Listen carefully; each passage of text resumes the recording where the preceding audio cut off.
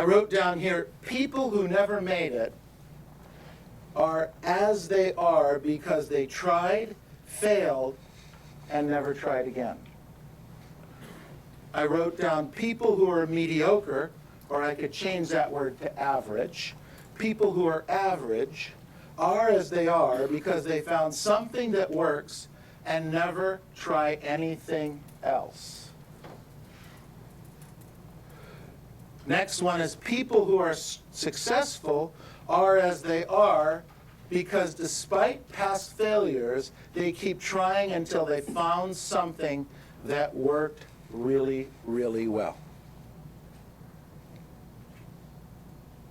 So here's a question. Why would a seller or buyer hire you? Why would a buyer or seller hire you? Why would they hire you?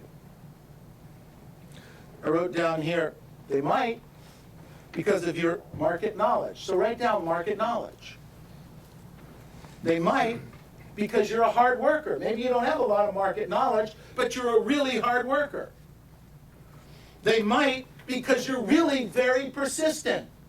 You find a lead and you never let go. It's like a dog with a bone. You know, they're not sure why they want that bone, but they want that bone and they're not going to let go of it. And you're very persistent. So maybe you're not that hard a worker, but when you find an opportunity, you never let go. Or maybe you're not that much of a market, you have market knowledge. Maybe not. Maybe you have all three. Maybe you're really good with the numbers. So they'll hire you because you're really good with the numbers. Or maybe they'll hire you because you can find them some good deals. Or maybe they're going to hire you because you're available when they call you. Question is, write this down, why you? Why would they hire you? And if you don't know, or you don't have one of those 4 or 5 categories we talked about, and you're really good in 1 or 2 of them, maybe you should think about starting to work on that. Maybe you're a really hard worker, but your market knowledge could be better. Maybe your market knowledge is fabulous, but you don't know what to say and how to say it when the opportunity comes up to you. Or maybe you get the opportunity and you know what to say and how to say it, but you don't follow up.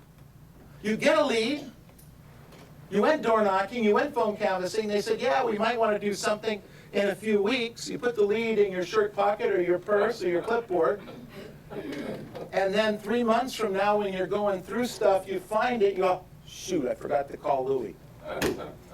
So then you get up your guts gauge to call Louie, and the number's been disconnected. How come? Louie sold and moved.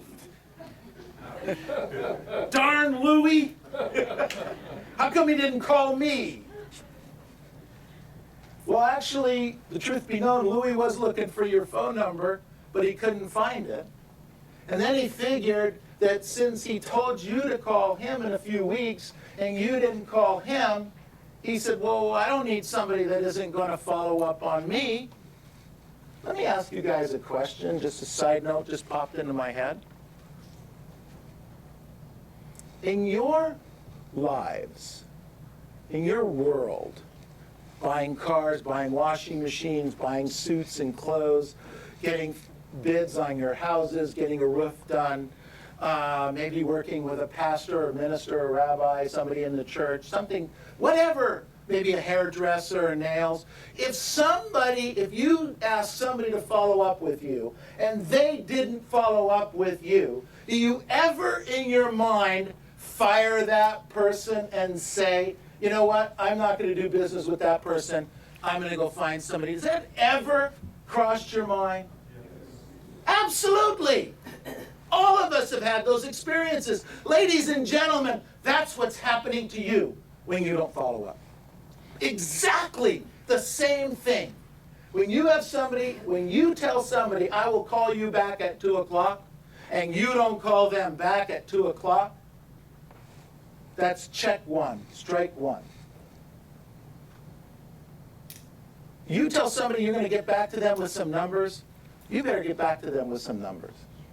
You better get them that information.